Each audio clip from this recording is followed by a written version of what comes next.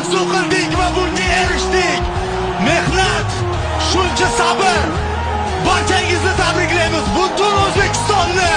Bu hammamizning g'alabamiz. Har biringizning g'alabangiz. Siz ekran qarshisida ko'rayotgan har bitta tomoshabin O'zbekiston isbotladi. Biz futbolda ham Osiyoda eng zo'rlardan birimiz. Ramziy ma'noda O'tkir Yusupovni bizga ko'rsatishyapti. U bugungi uchrashuvning qahramoni.